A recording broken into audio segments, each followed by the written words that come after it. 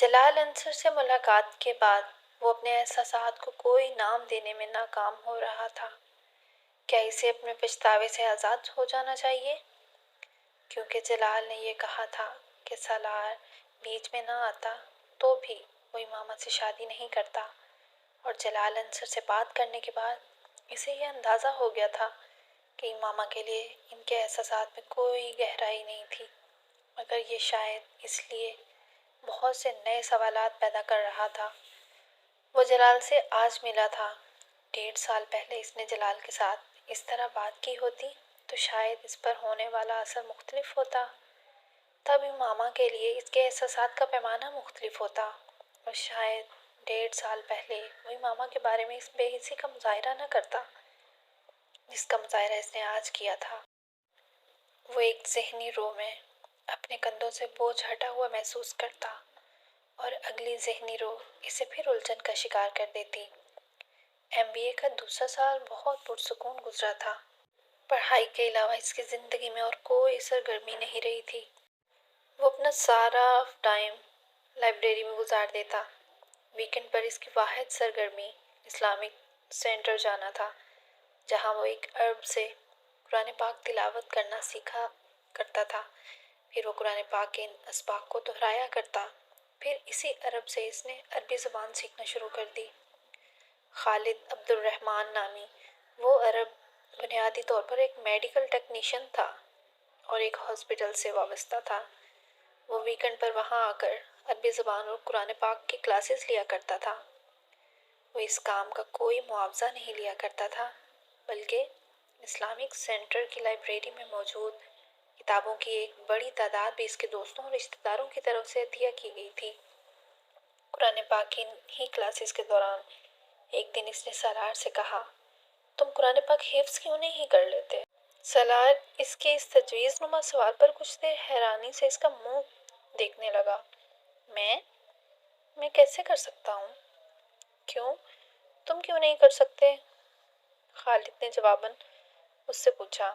یہ بہت مشکل ہے، اور پھر میرے جیسا آدمی؟ نہیں، میں نہیں کر سکتا، سالار نے چند لمحوں کے بعد کہا۔ تمہارا ذہن بہت اچھا ہے، بلکہ میں اگر یہ کہوں کہ میں نے اپنی آج تک کی زندگی میں تم سے زیادہ ذہین آدمی نہیں دیکھا۔ جتنی تیز رفتاری سے تم نے اتنے مختصر عرصہ میں اتنی چھوٹی بڑی صورتیں یاد کی ہیں اور کوئی نہیں کر سکا، اور جتنی تیز رفتاری سے تم عربی سیکھ رہے ہو، میں اس پر بھی حیران ہوں۔ جب ذہن اس قدر زرخیز ہو اور دنیا کی ہر چیز سیکھ لینے اور یاد رکھنے کی خواہش ہو تو قرآن پاک کیوں نہیں؟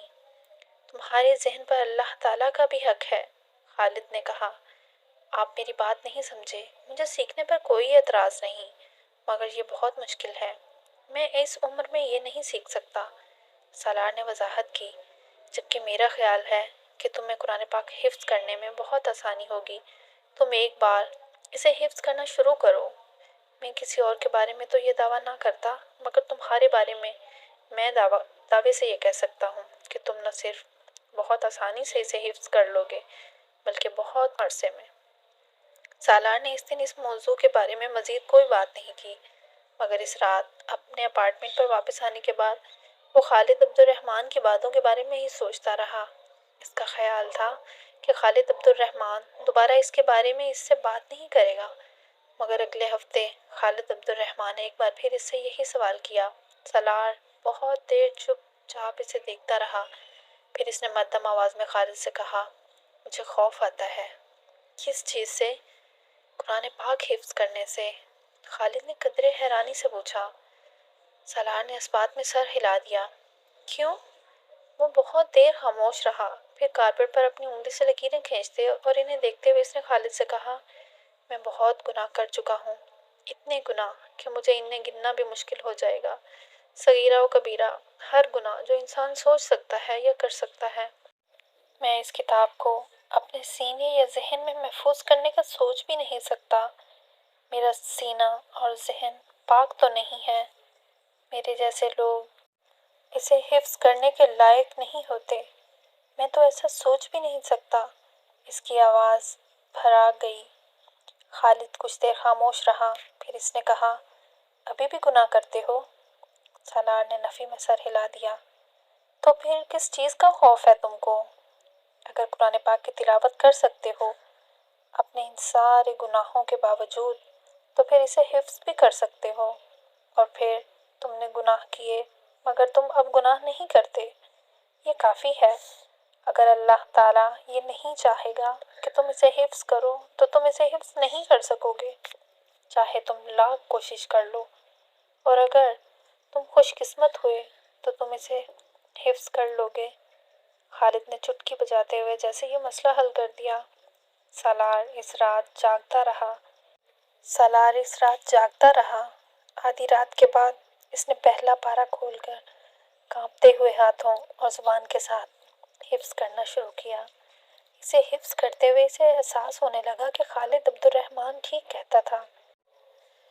اسے قرآن پاک کا بہت سا حصہ پہلے ہی یاد تھا۔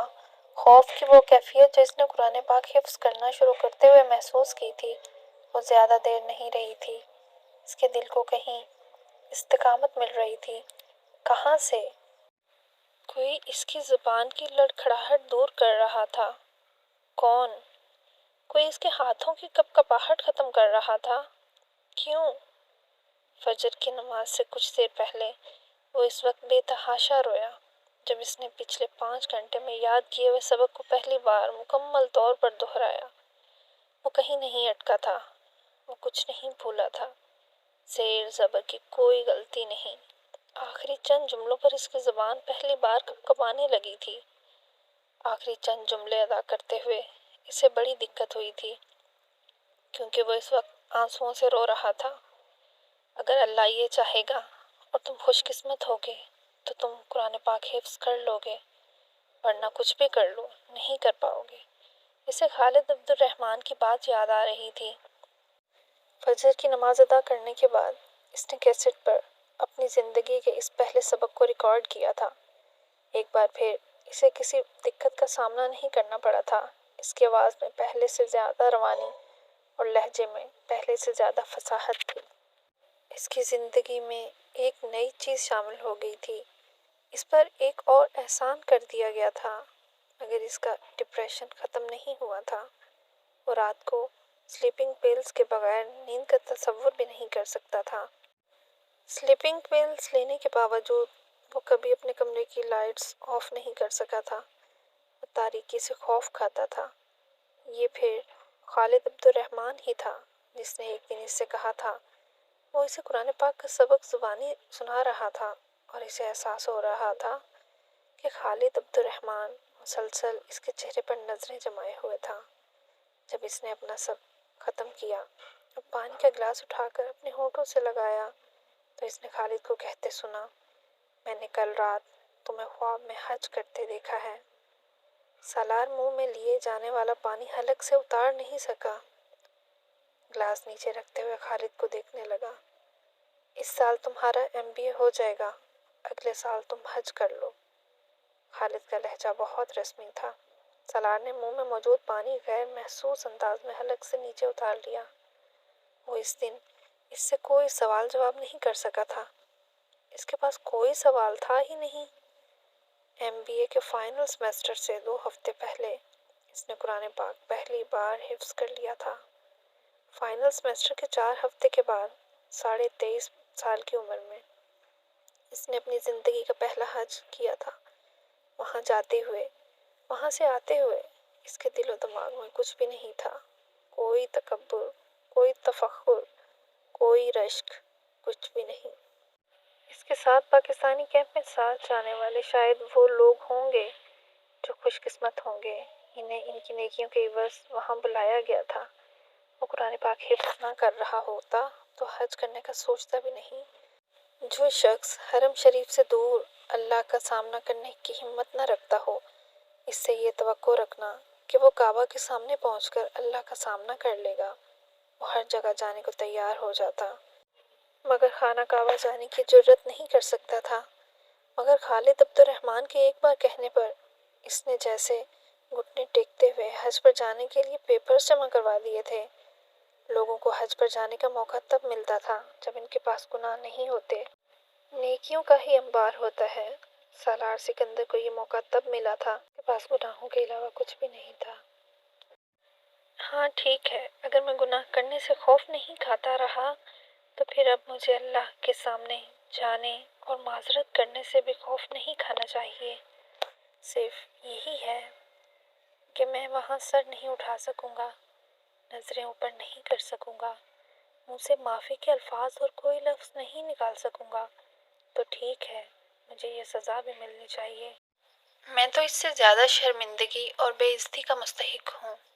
ہر بار حج پر کوئی نہ کوئی شخص ایسا آتا ہوگا جس کے پاس گناہوں کے علاوہ اور کچھ ہوگا ہی نہیں۔ اس بار وہ شخص میں ہی سہی، سالار سکندر ہی سہی، اس نے سوچا تھا۔ گناہ کا بوجھ کیا ہوتا ہے اور آدمی اپنے گناہ کے بوجھ کو کس طرح قیامت کے دن اپنی پشت پر سے اتار کر پھینکنا چاہے گا، کس طرح اسے دور بھاگنا چاہے گا، کس طرح اسے دوسروں کے کندھے پر ڈال دینا چاہے گا، یہ اس کی سمجھ میں حرم شریف میں پہنچ کر ہی آیا تھا۔ وہاں کھڑے ہو کر وہ اپنے پاس موجود اور آنے والی ساری زندگی کی دولت کے عوض بھی کسی کو وہ گناہ بیچنا چاہتا تو کوئی یہ تجارت نہ کرتا۔ کاش آدمی کسی مال کے عوض اپنے گناہ بیچ سکتا، کسی اجرت کے طور پر دوسروں کی نیکیاں مانگنے کا حق رکھتا۔ لاکھوں لوگوں کے اس ہجوم میں دو سفید چادریں اوڑھے کون جانتا تھا سالار کون تھا؟ اس کا آئی کیو لیول کیا تھا؟ کسے پرواہ تھی؟ اس کے پاس کون سی اور کہاں کی ڈگری تھی؟ کسے ہوش تھا؟ اس نے زندگی کے میدان میں کتنے تعلیمی ریکارڈ توڑے اور بنائے تھے؟ کسے خبر تھی وہ اپنے ذہن سے کون سے میدان تسخیر کرنے والا تھا، کون رشک کرنے والا تھا؟ وہ وہاں اس ہجوم میں ٹھوکر کھا کر گرتا، بھگدڑ میں روندا جاتا۔ اس کے اوپر سے گزرنے والی خلقت میں سے کوئی بھی یہ نہیں سوچتا کہ انہوں نے کیسے دماغ کو کھو دیا تھا، کس آئی کیو لیول کے نایاب آدمی کو کس طرح ختم کر دیا تھا۔ اسے دنیا میں اپنی اوقات، اپنی اہمیت کا پتہ چل گیا تھا۔ اگر کچھ مغالطہ رہ بھی گیا تھا تو اب ختم ہو گیا تھا، اگر کچھ شبہ باقی تھا تو اب دور ہو گیا تھا۔ فخر، تکبر، رشک، انا، خود پسندی، خود ستائشی کے ہر بچے ہوئے ٹکڑے کو نچوڑ کر اس کے اندر سے پھینک دیا گیا تھا۔ وہ انہی علائشوں کو دور کروانے کے لیے وہاں آیا تھا۔ ایم بی اے میں اس کی شاندار کامیابی کسی کے لیے بھی حیران کن نہیں تھی۔ اس کے ڈپارٹمنٹ میں ہر ایک کو پہلے سے ہی اندازہ تھا۔ اس کے اور اس کے کلاس فیلوز کے پروجیکٹس اور اسائنمنٹس میں اتنا فرق ہوتا تھا کہ اس کے پروفیسرز کو یہ ماننے میں کوئی آر نہیں تھا۔ وہ مقابلے کی اس دوڑ میں 10 گز آگے دوڑ رہا تھا۔ ایم بی اے کے دوسرے سال میں اس نے اس فاصلے کو اور بڑھا دیا تھا۔ اس نے انٹرنشپ اقوام متحدہ کی ایک ایجنسی میں کی تھی اور اس کا ایم بی اے مکمل ہونے سے پہلے ہی اس ایجنسی کے علاوہ اس کے پاس 7 مختلف ملٹی نیشنل کمپنیز کی طرف سے آفرز موجود تھیں۔ تم اب آگے کیا کرنا چاہتے ہو؟ اس کے رزلٹ کے متعلق جاننے کے بعد اسکندر عثمان نے اپنے پاس بلا کر پوچھا تھا۔ میں واپس امریکہ جا رہا ہوں۔ میں یونائٹڈ نیشنز کے ساتھ ہی کام کرنا چاہتا ہوں، لیکن میں چاہتا ہوں کہ تم اپنا بزنس شروع کرو یا میرے بزنس میں شامل ہو جاؤ، سکندر عثمان نے اس سے کہا۔ پاپا، میں بزنس نہیں کر سکتا، بزنس والا ٹیمپرامنٹ نہیں ہے میرا۔ میں جاب کرنا چاہتا ہوں اور میں پاکستان میں بھی رہنا نہیں چاہتا۔ سکندر عثمان حیران ہوئے۔ تم نے پہلے کبھی ذکر نہیں کیا کہ تم پاکستان میں رہنا نہیں چاہتے؟ تم مستقل طور پر امریکہ میں سیٹل ہونا چاہتے ہو؟ پہلے میں نے امریکہ میں سیٹل ہونے کے بارے میں نہیں سوچا تھا، لیکن اب میں وہیں رہنا چاہتا ہوں۔ کیوں؟ وہ ان سے یہ کہنا نہیں چاہتا تھا کہ پاکستان میں اس کا ڈپریشن بڑھ جاتا ہے۔ وہ مسلسل امامہ کے بارے میں ہی سوچتا رہتا تھا۔ وہاں ہر چیز اسے امامہ کی یاد دلاتی تھی۔ اس کے پچھتاوے اور احساس جرم میں اضافہ ہوتا جاتا تھا۔ میں یہاں ایڈجسٹ نہیں ہو سکتا۔ اسکندر عثمان کچھ دیر اسے دیکھتے رہے۔ حالانکہ میرا خیال ہے تم ایڈجسٹ ہو سکتے ہو۔ سالار جانتا تھا ان کا اشارہ کس طرف تھا، مگر وہ خاموش رہا۔ جاب کرنا چاہتے ہو؟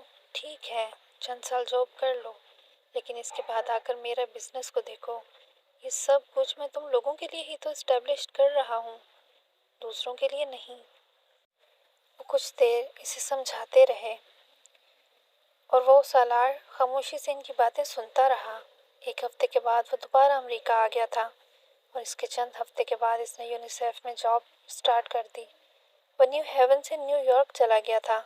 ये एक नई जिंदगी का आगाज था और वहाँ आने के चंद हफ्ते बाद इसे ये अंदाज़ा भी हो गया था कि वो कहीं फरार हासिल नहीं कर सकता था। वो इसे वहाँ भी इसी याद आ रही थी। इसका एहसास जुर्म वहाँ भी इसका साथ छोड़ने पर तैयार नहीं था। वो 16 से 18 घंटे तक काम करने लगा। वो एक दिन में 3-4 घंटे से ज़्यादा नहीं सोया और दिन रात की इस मसरूफियत ने इसे बड़ी हद तक नॉर्मल कर दिया था। अगर एक तरफ काम के इस अंबार ने इसकी डिप्रेशन में कमी की थी, तो दूसरी तरफ अपने इदारे के नुमायां तरीन वर्कर्स में शामिल होने लगा था। यूनिसेफ के मुख्तलिफ प्रोजेक्ट्स के सिलसिले में वो एशिया, अफ्रीका और लातीनी अमेरिका के ममालिक जाने लगा। गुर्बत और बीमारी को वो पहली दफ़ा अपनी आंखों से इतने करीब से देख रहा था। रिपोर्ट्स और अखबारों में छपने वाले हकाइक में और इन हकाइक को अपनी तमाम हौलनाकी के साथ खुली आंख से देखने में बहुत फ़र्क होता है और ये फ़र्क इसे इस जॉब में ही समझ आया था। हर रोज़ भूखे सोने वाले लोगों की तादाद करोड़ों में थी। हर रात पेट भरकर ज़रूरत से ज़्यादा खा लेने वालों की तादाद भी करोड़ों में थी। सिर्फ 3 वक्त का खाना, सर पर छत और जिस्म पर लिबास भी कितनी बड़ी नेमतें थीं, इसे तब समझ में आया था। वो यूनिसेफ की टीम के साथ चार्टर्ड तैयारों में सफ़र करते हुए अपनी ज़िंदगी के बारे में सोचता। इसने ज़िंदगी में ऐसे कौन से कारनामे सर अंजाम दिए थे कि इसे वो पुरअसाइश ज़िंदगी दी गई थी जो वो गुजार रहा था, और इन लोगों से क्या गुनाह हुए थे कि वो ज़िंदगी की तमाम बुनियादी ज़रूरियात से महरूम सिर्फ ज़िंदा रहने की ख्वाहिश में खुराक के इन पैकेट्स के पीछे भागते फिरते थे। वो सारी सारी रात जागकर अपने इदारे में किए गए मुमकिन स्कीमें और प्लान बताता रहता। कहाँ खुराक की डिस्ट्रीब्यूशन कैसे होती है, क्या बेहतरी लाई जा सकती है,